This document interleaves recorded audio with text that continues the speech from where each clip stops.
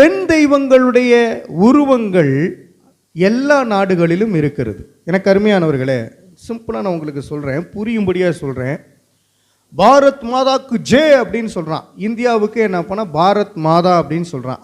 ஆனால் அந்த பாரத் மாதாவை நம்புகிறவன் முழுக்க முழுக்க கடவுளை நம்புவதாக என்ன சொல்லுகிறான். ஆனால் அவனுடைய செயல்பாடுகள் அனைத்தும் பொல்லாதவைகளாக இருக்கிறது. உபச்சாரம் பண்ணுறான், வேசித்தனம் பண்ணுறான், அசுத்தமானவைகளை செய்கிறான், தேவனுக்கு விரோதமான காரியங்களை செய்கிறான். அதே போல தான் நாங்கள் தாயை வழிபடுகிறோம். தாய் என்று சொன்னால் இயேசு கிறிஸ்துவுக்கு தாய் அப்படின்னு சொல்லக்கூடியவர்கள் யாரெல்லாம் வேளாங்கண்ணியை வழிபடுறானோ அவன் விபச்சாரக்காரனும், வேசித்தனக்காரனும், பொய்யனும், சூனியக்காரனும், வம்பனும், விபச்சார வேசித்தன அசுத்த காம விவகாரத்தில் விழுந்தவனும், சொல்ல போனோம்னா குடிபோதைக்கு அடிமையானவனும், கஞ்சாவுக்கு அடிமையானவனும், அல்லது களியாட்டுக்கு தன்னை முக்கியப்படுத்துகிறவனுமாய் இருப்பான். அப்படிப்பட்டவர்கள் வேதத்துக்கு புறம்பானவர்கள். வேதத்தை படித்து கர்த்தருடைய வசனத்தின்படி வாழக்கூடியவர்கள் ஒருபோதும் பெண் கடவுளையோ வேளாங்கண்ணியோ நமஸ்கரிக்க மாட்டாங்க. அவங்க தேவ ஆவியினாலே நிரப்பப்பட்டு தேவனுக்கு சித்தமானதை செய்வார்கள்.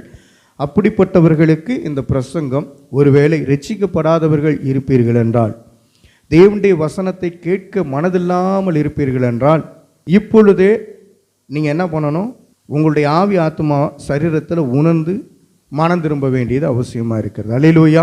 இந்த பெண் பண்பு நலன்களை கொண்ட தெய்வங்கள் மனிதர்களால் உருவாக்கப்பட்டவைகள். புராண கற்பனைகளை மனிதன் உருவாக்கி இருக்கிறான். அப்படி புராண கற்பனைகளாலே உருவாக்கப்பட்டது தான் இந்த வேளாங்கண்ணி.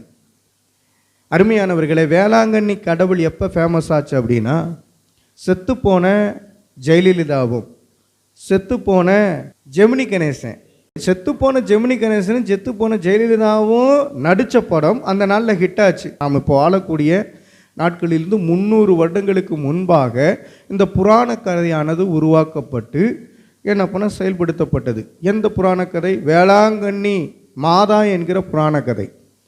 நான் உங்களிடத்தில் ஒரு கேள்வி கேட்குறேன். இயேசு கிறிஸ்து வாழ்ந்த காலத்தில் மரியாள், மாதாவை பற்றி நான் சொல்லலை, மரியாள் அதாவது இயேசு கிறிஸ்துடைய அன்னை ஏதாவது அற்புதம் செஞ்சாங்களா? சொல்லுங்க. தண்ணீரை திராட்சை ரசம் மாற்றினது இயேசுவா மரியாளா?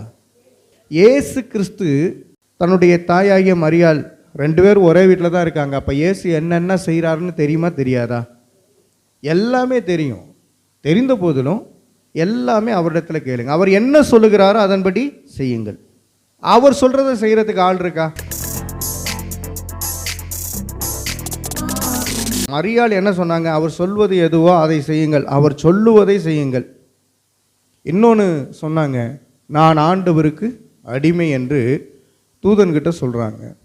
அப்போ நான் ஆண்டவருக்கு அடிமை என்று சொன்னவங்க எப்படி கடவுளாக மாற முடியும்? ஒரு சிலர் சொல்கிறாங்க கடவுள் இல்லை, அன்னை தாய் அப்படின்னு. கடவுளுக்கு அன்னையும் கிடையாது, தாயும் கிடையாது. அல்லேலூயா சொல்லுங்க. கடவுள் என்பவர் எப்படிப்பட்டவர் என்று உங்களுக்கு தெரியும். அவருக்கு தாய் கிடையாது, தகப்பன் கிடையாது. அவர் தனி ஒரு நபராக இருந்து தான் எல்லாவற்றையும் உண்டாக்கினார். ஆமென். அவர் தான் கடவுள்.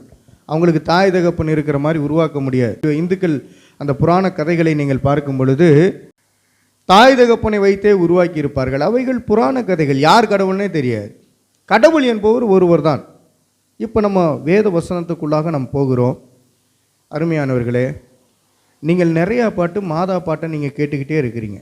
புதுசாக எழுதுகிறான். அது எல்லாமே மனிதனுடைய கற்பனையிலே உருவாக்கி சினிமா பாடகர்கள் பாடகி மூலமாக கொடுக்கப்படுகிற பாடல். அவங்கெல்லாம் பட்டையை போட்டு மாதாவே துணை நீரே அப்படின்னு பாடுவாங்க.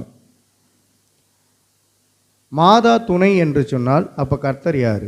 மாதாவை எவன் எவன் துணையாக ஏற்றுக்கொண்டிருக்கிறானோ, எவள் ஏற்றுக்கொண்டிருக்கிறார்களோ அவர்கள் நித்திய நரகத்திற்கு தன்னை ஆட்படுத்தினவர்கள் என்பதை புரிந்து கொள்ளுங்கள். ஆண்டவர் சொல்கிறார், நான் உனக்கு துணையாய் நிற்கிறேன் என்று சொல்லுகிறார். அப்போ நான் உனக்கு துணையாய் நிற்பேன் என்று மரியாள் சொல்லுவதை நாம் நம்பி அங்கே போவோமானால் கர்த்தரை விட்டு விட்டோம் என்று அர்த்தம். கடவுள் ஒருத்தர் தான். அந்த ஒரு கர்த்தரை விட்டுவிட்டு நீ எங்கே ஓடுகிறாய், யாரை தேடி ஓடுகிறாய் என்பது நமக்கு முக்கியம். மாதாவின் மகிமைகளை எப்படி சொல்லுவேன், மாதாவே துணை நீரே உம்மை பாடினவன் ஆண்டவரை ஏற்றுக்கொள்ளவில்லை, ரட்சிக்கப்படவில்லை. அந்த பாட்டு வேணா நல்லா இருக்கும், கேட்கறதுக்கு ரசிக்கிறதுக்கு நல்லா இருக்கும். இருக்கிற எல்லா பாடல்களும் அப்படிதான், கேட்கறதுக்கு ரசிக்கிற விதமாக இருக்கும், ஆனால் அது மோட்சத்துக்கு கொண்டு போகாது. இன்னைக்கு வேளாங்கண்ணி படத்தை எடுத்தவனும் ரசிக்கப்பட மாட்டேன், அதில் நடித்தவனும் ரசிக்கப்பட மாட்டேன். கர்த்தருடைய நாமத்துக்கு விரோதமாக இவர்கள்லாம் செயல்பட்டாங்க. அதனால் இந்த அன்னை வேளாங்கண்ணி என்கிற திரைப்படம் பார்த்து ஐயோ இப்படி ஒரு படம் இருக்குதான்னு என்ன பண்ணால் அப்படியே கோயிலுக்கு போனவங்க தான் நிறைய பேர். இப்போ கடவுளே வந்து சொன்னாலும் கூட மாதா பக்தன் கேட்க மாட்டான். ஏன் அப்படின்னா அவனுக்குள்ளே இருக்கிறது இருளின் ஆவி, பிசாசின் ஆவி. அவனை ரட்சிப்புக்குள்ளே வழி நடத்துறது உங்களுக்கும் கஷ்டம். ஏன்னா வேளாங்கண்ணி என்கிற பொல்லாத ஆவி மனிதரிடத்திலே பிடித்திருப்பதை நான் பார்த்தேன். ஜெபம் பண்ணும்போது நான் வேளாங்கண்ணி வந்திருக்கிறேன் அப்படின்னு அலக்கழிச்சு ஓடுறதை நான் பார்த்துருக்கிறேன். மனிதர் அல்ல, கர்த்தரே உண்மையான துணையாக இருக்கிறார். அல்லேலூயா.